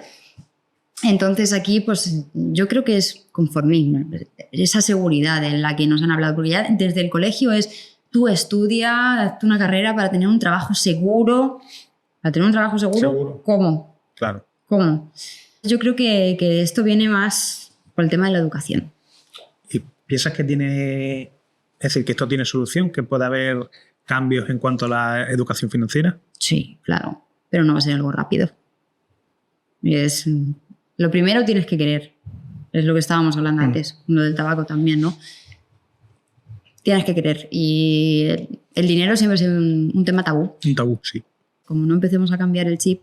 Sí que es verdad que ahora con el tema de las redes sociales, al hecho de llegar a tanta gente, yo por ejemplo los vídeos que hago los hago ultra, súper, mega fáciles, con situaciones muy cotidianas para poder llegar a todo el mundo, porque lo encima es que el tema financiero, o sea, divertido no es. Claro. Entonces, Dímelo. claro, tienes que empezar a poco a poco y al final ir creando una curiosidad y poco a poco pues tendremos un despertar, pero no va a ser rápido. Yo hay como una espinita que tengo y es la educación financiera para niños. Es decir, sigo sin entender el por qué en los colegios no se enseña a los niños sobre el dinero. Ya no es que sea bueno o malo o una pretensión acerca del dinero, sino cosas muy básicas. Es decir, que se les puede enseñar, pero no entiendo el por qué, y es una lucha que yo tengo interna y uno de los motivos del canal justo es esa, y es el por qué no le enseñamos a los niños desde pequeños cómo funciona el dinero, qué se puede hacer con el dinero y que ya luego tú tengas tu idealización del mismo, pero por lo menos el saber que eso es que está ahí y cómo funciona. Tú ten en cuenta que el 80% de la población no tiene cultura financiera. ¿Cómo puedes enseñar algo que no sabes?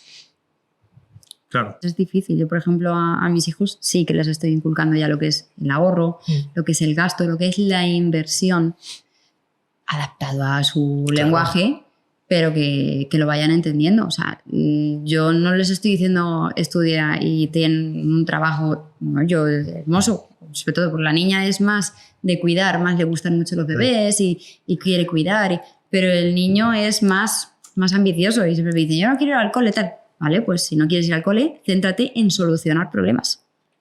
Claro, yo ya estoy empezando ahí a plantar semillitas, porque es lo que hace realmente un emprendedor, solucionar problemas. Justo. Solucionar problemas y, bueno, aquí entramos en un debate bastante amplio, pero aparte de solucionar problemas, yo considero que aportas a la sociedad, das trabajo, es decir, que hay mucho más. Pero a lo que voy es que un emprendedor realmente ve un problema y dice, vale, ahí hay un problema, si yo hago esto para solucionarte a ti ese problema, o sea, yo lo estoy reduciendo todo al absurdo. Sí, pero no, y es que es justo como se tiene que entender, porque la percepción del emprendedor o del empresario, la que tiene, no sé si me voy a inventar la cifra, pero un 70% es del explotador que solo quiere dinero. Bueno, es que yo eso creo que es algo que nos han hecho ver. Porque tú te pones a hablar con la mayoría de los empresarios de a pie y el último que cobra es él. Justo, si es que cobra. Si es que cobra. Yo creo que es más un adoctrinamiento que tenemos de no, el rico siempre tal, que lo que realmente es. Que, o sea, yo la sensación que me da es que los que explotan son los menos. Ya. Es la sensación que a mí me da. Luego, claro, te paras a pensar, porque toda historia tiene 3 versiones. Tu versión, la mía y la verdad. Ya. Entonces, claro, tú como empresario no quieres perder dinero. Yo como trabajadora quiero ganar dinero. Pero claro, ¿dónde está la línea esa? Porque a lo mejor el hecho de que tú ganes más, porque esa es otra cosa que no se ve. Porque el empresario le paga al trabajador el doble, casi, de lo que percibe. Entonces, ¿quién es el malo aquí? Claro. El empresario que te está pagando, pero es que tú es que no lo ves directamente. Que esa es otra cosa que deberíamos tener conciencia, que la mitad de la gente no tiene. Creo que bueno, pues estamos un poco sesgados ahí. ¿Qué piensas de este famoso debate, el de la nómina? Es decir, ¿tú consideras también que se le debería dar al trabajador esa nómina completa y que él tuviera sus obligaciones? Por supuesto. Sería brutal. A ver quién es el malo. Ya. Yo ahí tengo también mi opinión y pienso igual. Es decir, cuando... de hecho, fíjate que se aprobó, bueno, no es que se aprobó, pero en las nóminas últimamente aparece el famoso coste de empresa, que es lo que, claro, es lo que realmente cuesta. Y aún así la gente no lo ve, pero cuando tú le explicas, oye, mira, que es que te estás costando el doble. Claro, no lo ve porque no lo tiene. Por eso debería tenerlo y él pagarlo. Todos los trimestres, no mes a mes, todos los trimestres, que tú veas que ese dinero está en tu cuenta, como los autónomos. Habría un boquete bestial. Claro, ese dinero está en tu cuenta, pero luego llega esa declaración trimestral y tú le pagas lo que te corresponda, que debería pagar la empresa, lo pagas tú. A ver qué pasa. Pues había un boquete en las cuentas de seguridad social bestial. Porque no es lo mismo que tú seas autónomo o empresa y tengas a 10 trabajadores, que es una obligación que tú haces de 10, a que cada uno tenga su obligación y cada uno de su padre y su madre. Y cada ¿Pero uno debería ser así? No, por supuestísimo. Entonces yo ya no entra en el debate de si es alto o bajo o lo que sea, sino simplemente en esa obligación, porque hay mucha gente que se da de alta como autónomo y es cuando empieza a decir, hostia, tengo que hacer trimestres, tengo que pagar el IVA, tengo que retener, tengo que declarar la seguridad social y abonarla. Cuando empieza a haber esa amalgama de obligaciones, yo lo he visto en muchos clientes que han cambiado su forma de pensar. Sí. Es decir, han cambiado su forma de pensar de cuando han estado trabajando muchos años a cuando han dado ese paso a ser autónomo o constituir su propia empresa. Han dicho, hostia, que esto igual es como te decía antes, deporte de riesgo. ¿Cómo cambia el cuento, eh? Cambia mucho el cuento cuando estás en ese pellejo. Sí, pues deberían hacerlo. Sinceramente lo creo. Porque eso sí que iba a cambiar la conciencia social.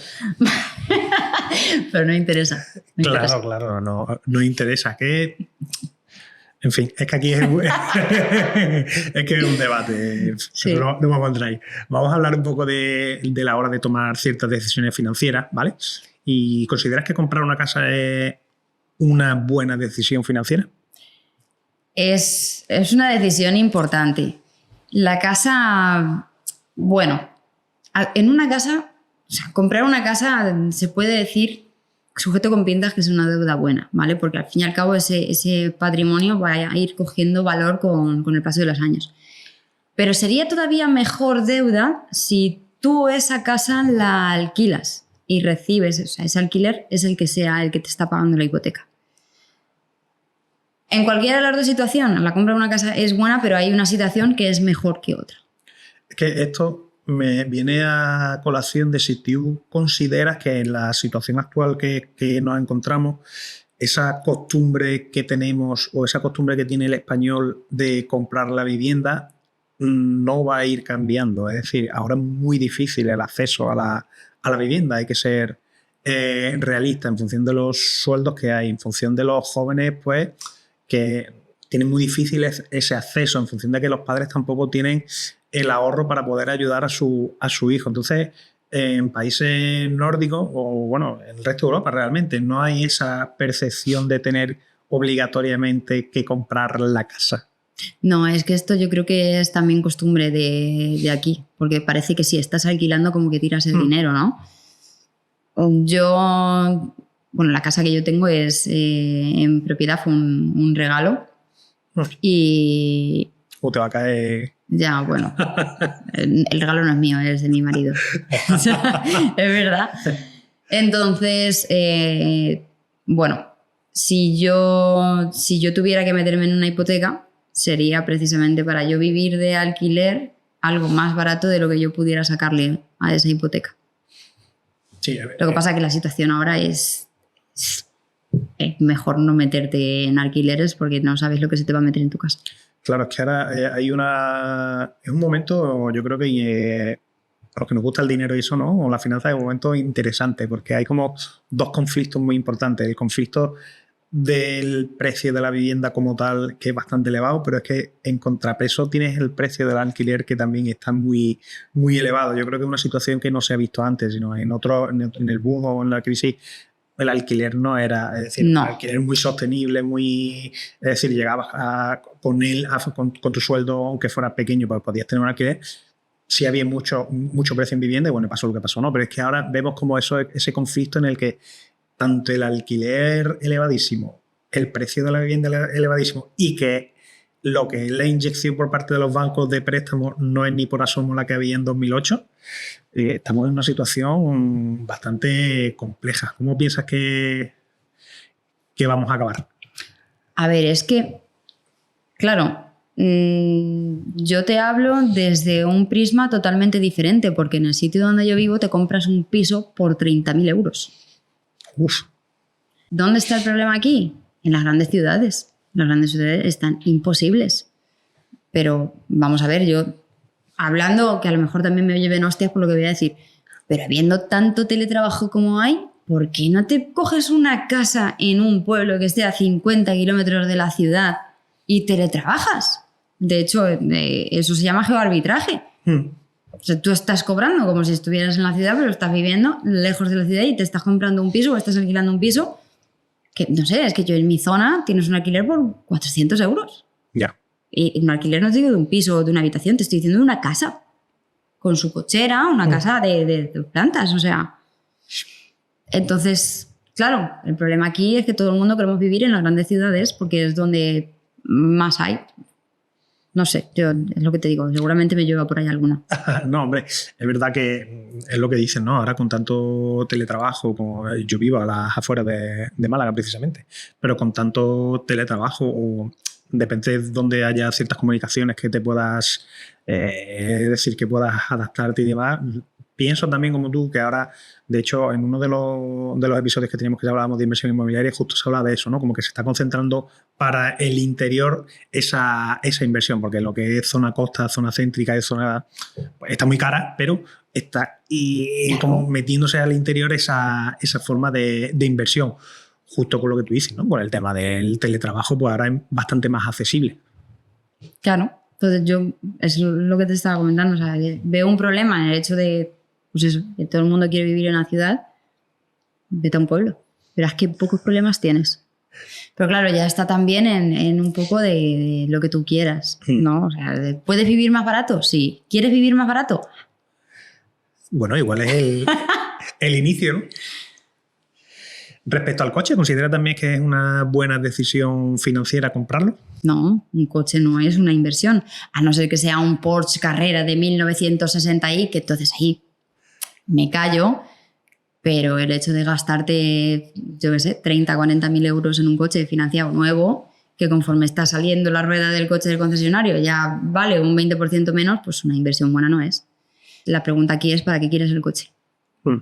Si lo quieres para trabajar, pues oye, a lo mejor sí que te merece la pena gastarte un poquito más, pero no nuevo, de segunda mano, de kilómetro cero, que ya ese porcentaje ya da igual, porque ya lo estás comprando tú por debajo. Pero vamos, yo soy partidaria. De hecho, yo mi coche, cuando me lo compré con 4 años y con 100.000 kilómetros. O sea, y yo venía de un Polo del año 2005 que ya dije, bueno, es que me toca viajar más, no puedo viajar con el que tenía las ruedas así, vas a 120 y vas volando, ¿sabes? Entonces ya dices, voy a comprar un coche un poco mejor, pero aún así, 4 años y 100.000 kilómetros. Y funcionó muy bien. No, vamos, lo tengo 3 años, 2 años y nada. Había un invitado de los que viene aquí que decía, a mí una de las cosas que más me sorprende de la gente es que se gasta 30.000 euros en un coche, que como te dicen, nada más que lo saca del concesionario, está perdiendo dinero y que encima está pagando unos intereses de la hostia y nunca lo va a recuperar, y después esos 30.000 euros no lo intenta invertir o no lo invierte en formación, que es algo que le va a retornar, y de ello no presume. Es decir, presume de que me he gastado 30.000 más intereses más la pérdida del valor, pero no presume de algo que te has gastado en formación. Pero es que esto lo enlazamos con lo que estábamos diciendo antes, porque cuando tú quieres algo, te cuesta. O sea, es que los refranes trabajan muy bien. Quien algo quiere, algo le cuesta, ¿no? Entonces, no tengo tiempo para estudiar 1 hora al día.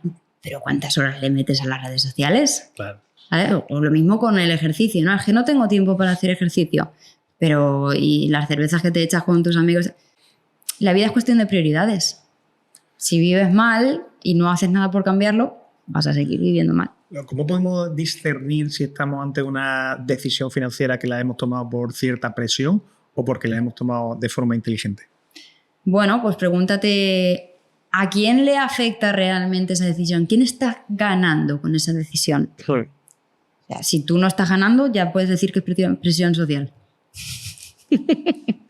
A la hora de destinar ese dinero a inversión, es decir, una vez que hemos hecho el camino, hemos conseguido ahorrar, hemos incrementado esa pata de los ingresos, tenemos ya ese colchón de seguridad o fondo de emergencia, y ahora ya tenemos el dinero para la inversión, ¿por dónde recomiendas empezar a una persona que jamás ha visto nada relacionado con la inversión? Fondos indexados, siempre. Por eso son más sencillos. Hay mucha gente que dice, no, es que en bolsa. El problema que tiene la bolsa es que tú tienes que crearte tu cartera, ¿no? Tienes que analizar, esto se llama análisis fundamental, tienes que analizar qué empresas van bien, cuáles van mal, ¿sabes? Sin embargo, si tú te metes directamente en un fondo indexado, en el MSCI World, en el S&P 500, son fondos que históricamente tienen mucho recorrido, es un acierto. Porque tú estás metiendo ahí X dinero todos los meses, porque hay muchas veces que me preguntan, tengo, yo qué sé, 100.000 euros ahorrados, ¿qué hago? ¿Los meto de golpe? No. Si nunca has invertido, no metas todo de golpe, porque en el momento en el que haya una corrección, que la habrá, pues a lo mejor esa noche no duermes. Claro. O esos meses, según lo que dure, ¿sabes? Entonces, un fondo indexado sería lo primero. Has hablado antes de análisis fundamental y de análisis técnico. Por explicarlo, a ver si es capaz de hacerlo muy brevemente, ¿qué diferencia hay entre el análisis fundamental y el análisis técnico? En el análisis fundamental tú lo que estás haciendo es analizar esa empresa. O sea, qué valores tiene, cómo funciona. En el análisis técnico lo que estás haciendo es valorar las compras, la oferta y la demanda. El análisis técnico es más trading. Entonces tú vas operando según las temporalidades o según los patrones que vayas buscando. Pero uno es más de hincar codos, de estudiar el fundamental, de cómo es el funcionamiento de esta empresa, qué valores tiene, cómo funciona, en fin, todo lo que son las tripas de la empresa. Y en el trading lo que estás mirando es el valor que va teniendo. O sea, en el trading, el análisis técnico. ¿Has tocado algo de trading? Creo que sí, ¿no?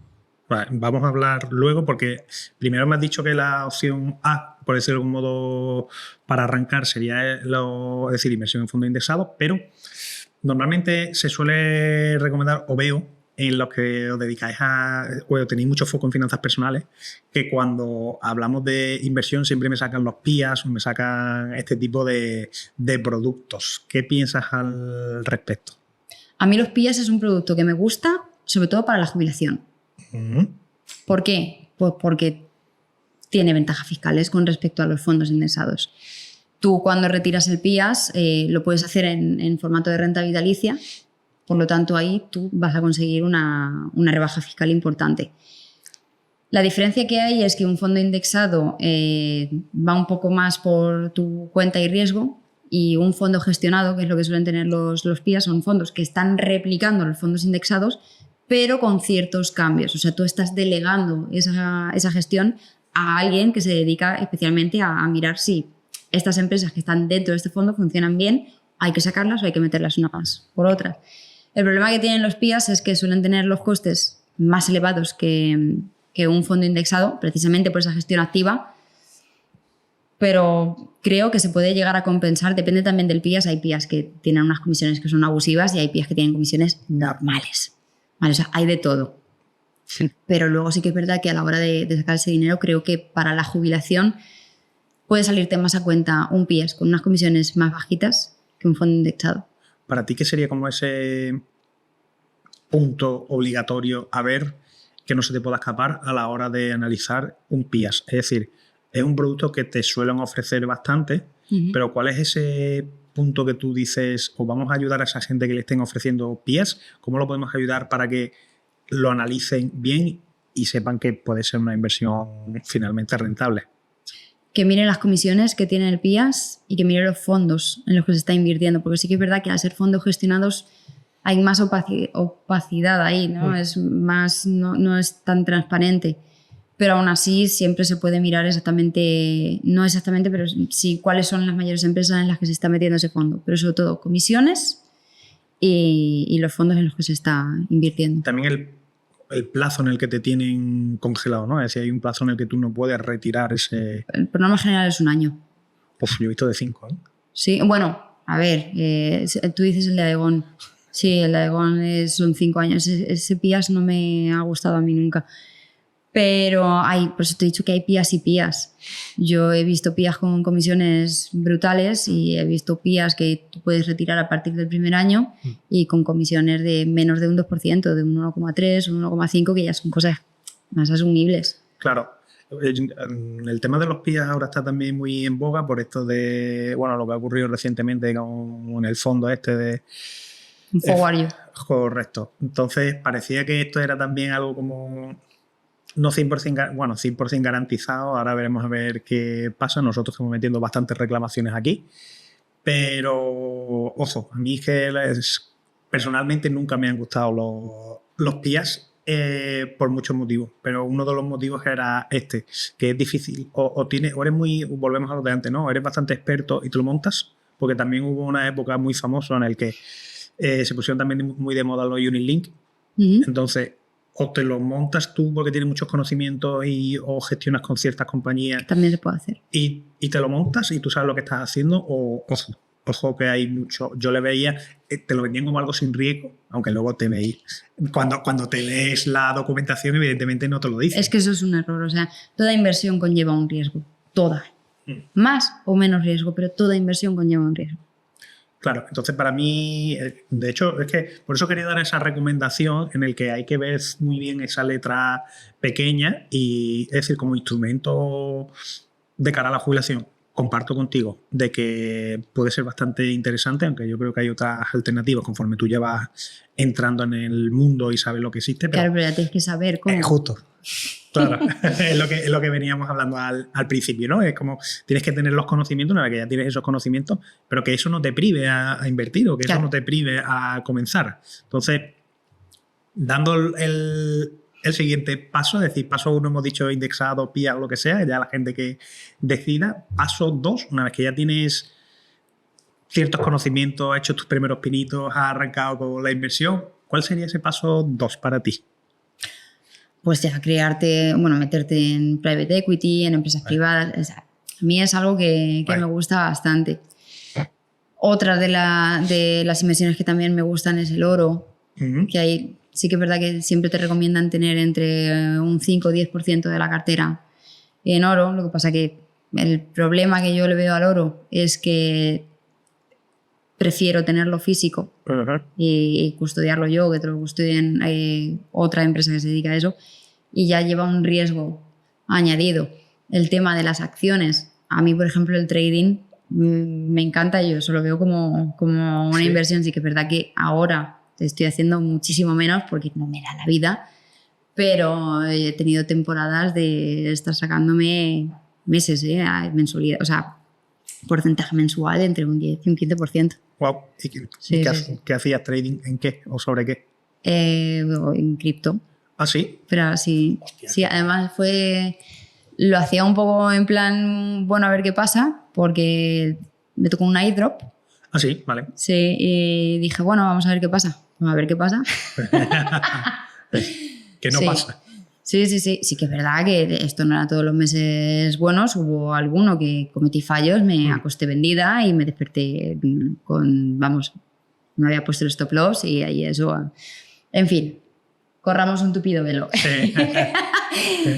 Pero sí, o sea, todas las inversiones, al fin y al cabo, o sea, es que hay un abanico tan amplio donde te puedes meter. O sea, lo más básico es esos fondos, PIAs, si no tienes mucha idea te puedes meter en algún robo-advisor, pero luego a partir de ahí es que tienes tantas cosas. Te puedes meter también en rates, lo que decía, metales preciosos, te puedes meter en forex. Es que inversiones que acabamos antes diciendo en qué no se puede invertir.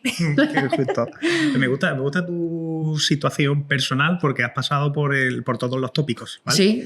Entonces, está bien porque hablas desde la experiencia y no hablas desde lo que te han contado o lo que tú has leído. Entonces, el tema del trading quiero entrar un poquito más porque todo el que empieza, o bueno, no todo, ¿no? Pero no hay que generalizar, pero muchos de los que empiezan dicen, vamos a arrancar por el trading.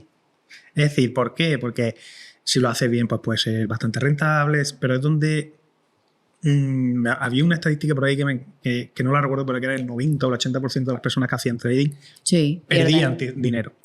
Pierden. Y el trading, vale, es técnica, pero es mucha más mentalidad.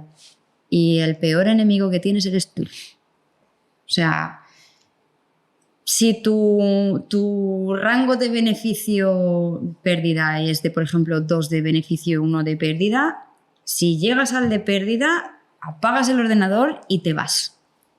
Y si llegas al de ganancia, apagas el ordenador y te vas. El problema viene muchas veces es que estamos perdiendo y decimos, venga, a ver si lo recupero, a ver si lo recupero. Y al final acabas perdiendo más. Y estás ganando y dices, venga, más, nos puede la avaricia, ¿no? De hecho, hay un reloj de esto del medidor de miedo y codicia, ¿no? Codicia, sí. Claro, nos puede la codicia y al final llega un momento en el que has perdido ese beneficio, has llegado a tu punto de pérdida y aún así sigues queriendo recuperar y luego el operar apalancado. Eso es de las peores cosas que puedes hacer, sobre todo si no tienes mucho recorrido. ¿Cuál sería para ti el error más grande que cometen las personas que comienzan con el trading? El apalancamiento y la mentalidad. O sea, esos dos. Es que es el problema en general. ¿Cuánto tiempo te llevó a ser rentable?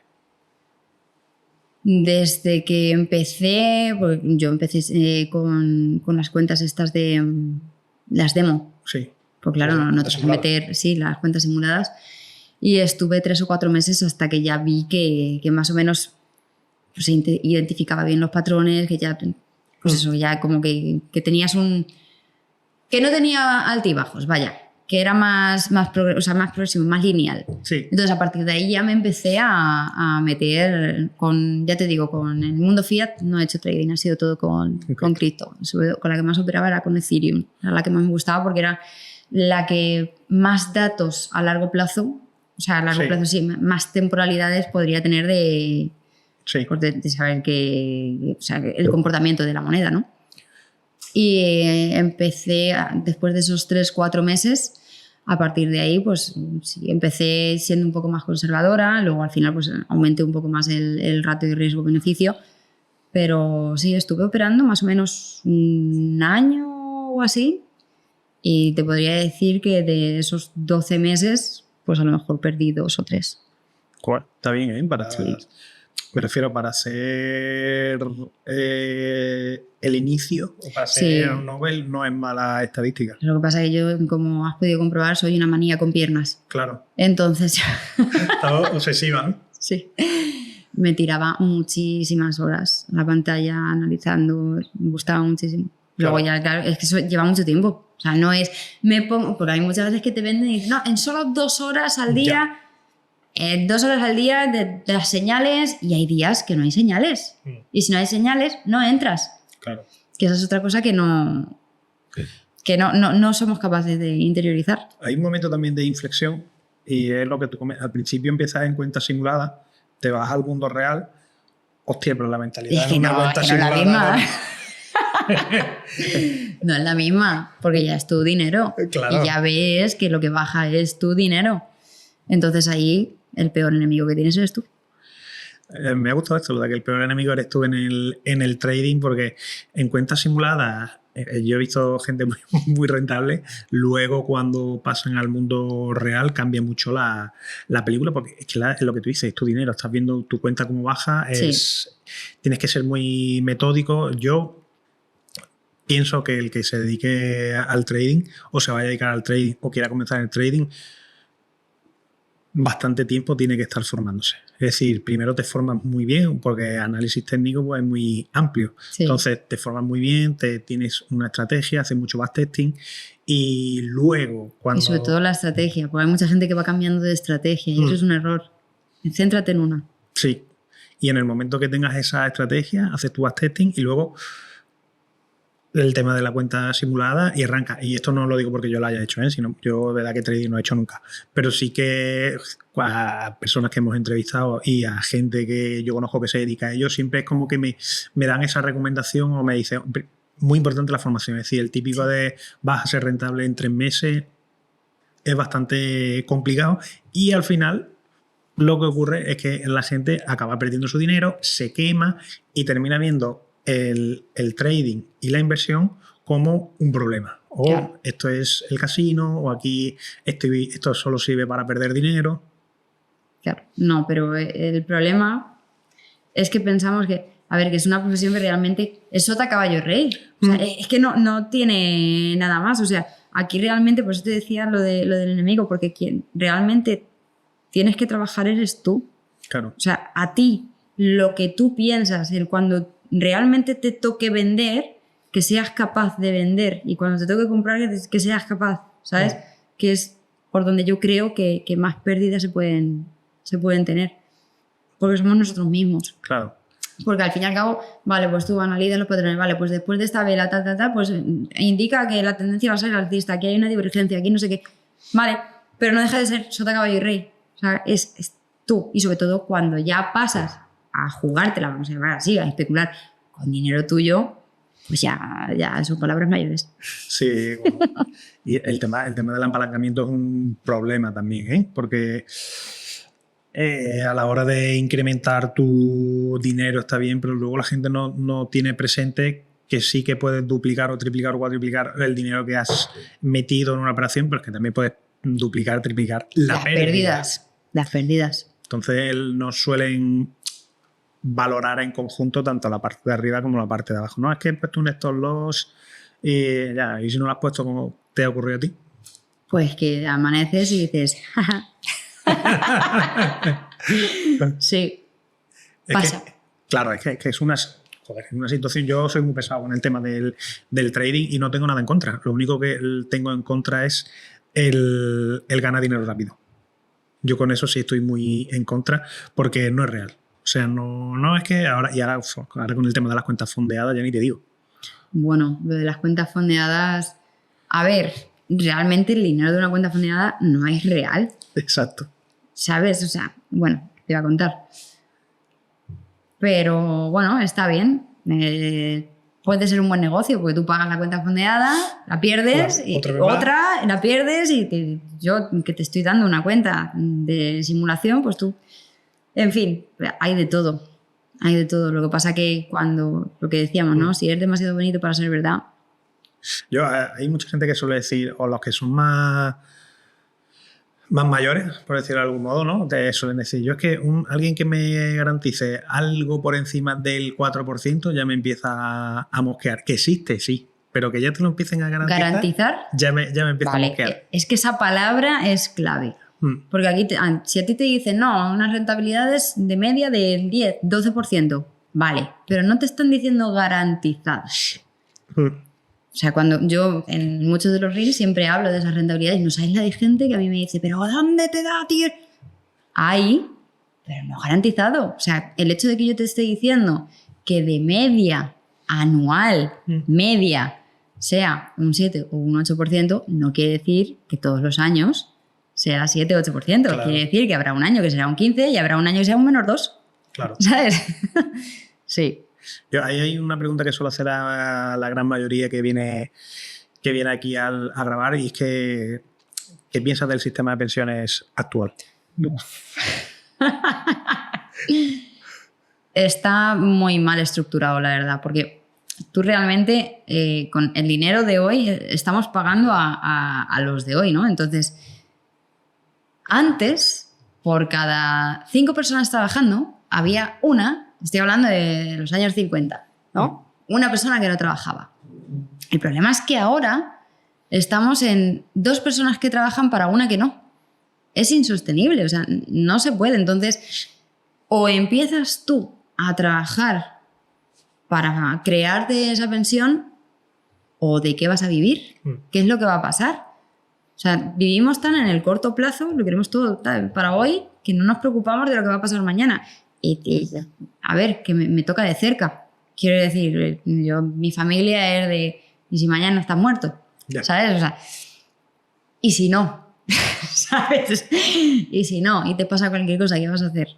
Claro. Entonces, bueno, pues si me pasa, mañana me muero y tengo dinero en el banco, pues oye, pues lo disfrutarán mis hijos. Pero ¿y si no me muero? Claro. ¿Qué? ¿Sabes? ¿Cómo vivo con 80 años? ¿Dónde voy a trabajar yo con 80 años? ¿Qué voy a hacer?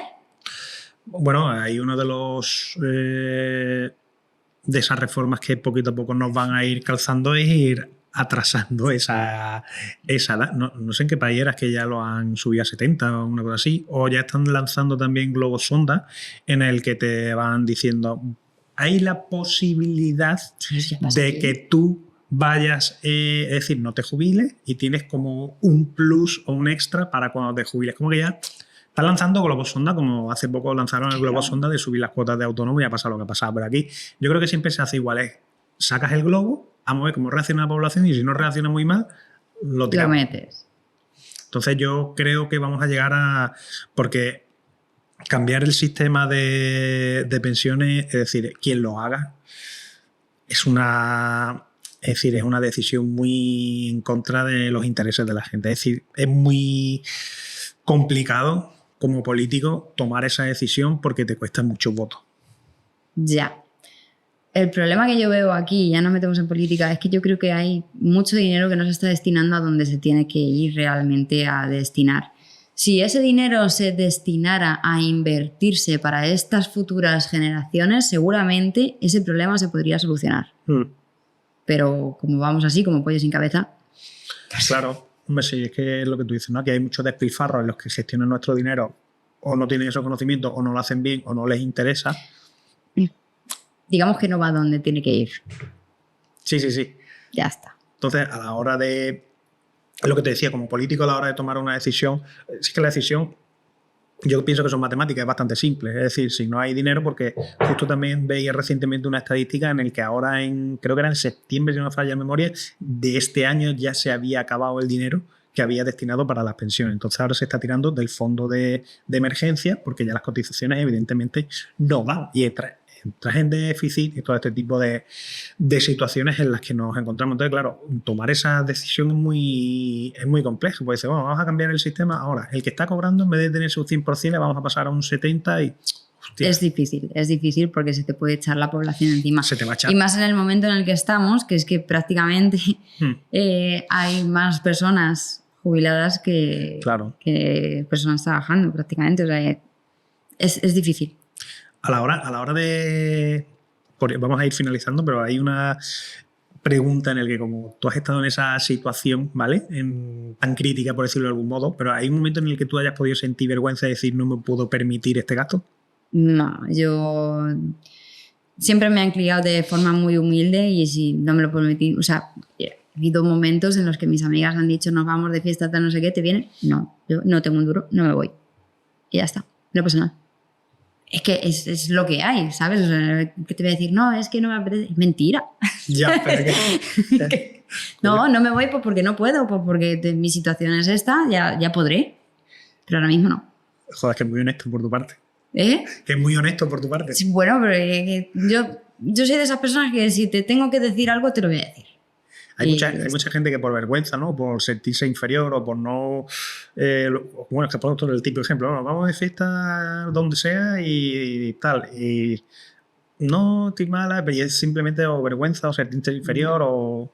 Pero es que el dinero que tú tengas en el bolsillo no es lo que te define realmente. O sea, el dinero es una herramienta. Habrá momentos en los que estés más boyante con esa herramienta y momentos en los que estés peor, pero es una herramienta. Tú eres esa persona. Y eres tú. Y ya está. ¿Cómo lo defines? ¿Cómo defines tú el dinero? Es una herramienta. Aquí lo define como una energía. No, teniendo dinero puedes tener más opciones, pero no eres mejor o peor persona o más chulo o más guapo por tener dinero. O sea, sí puedes ser más guapo porque te puedes gastar dinero en operaciones. A ver, entiéndeme, pero es una herramienta. Energía, sí. También, porque además es que cuanta más escasez tú sientes, más escasez tienes. Y cuando menos piensas en el dinero es cuando más te entra. Sí, se podría considerar también, o lo podría considerar energía. Sí. Yo lo percibo, o sea, lo percibo así también, lo percibo como, al final es una energía, ¿no? Todo esto viene del libro que hablábamos antes. Sí. Entonces, la típica frase de todo lo que entra sale, todo lo que sale entra, ¿no? Considero que es así, al igual yo soy más místico, ¿no? Bueno, yo soy muy mística también. Entonces lo veo de esa forma. Ya por ir concluyendo, dame un último consejo que creas que nos haya dado y que pueda ayudar a una persona en el que tome en conciencia el tomar sus finanzas personales. Hemos hablado de prácticamente todos los pilares, que es el dinero. El consejo que yo daría, que también lo hemos dicho aquí, es que si quieres cambiar tu situación, acciona. Porque de nada sirve que tú estés pensando que tu vida es una mierda, y con perdón de la expresión, y no hagas nada. Entonces, tu vida es una mierda, pues haz que deje de ser una mierda. O sea, actúa. Es el consejo que yo creo que más puede calar. Que lo hagan ya... Sí, es diferente. Pues nada, hasta aquí hemos llegado. Te agradezco muchísimo que hayas venido aquí, todos los consejos que nos has dado, que estoy seguro de que va a ayudar a mucha gente y ha sido un placer. Igualmente, muchísimas gracias.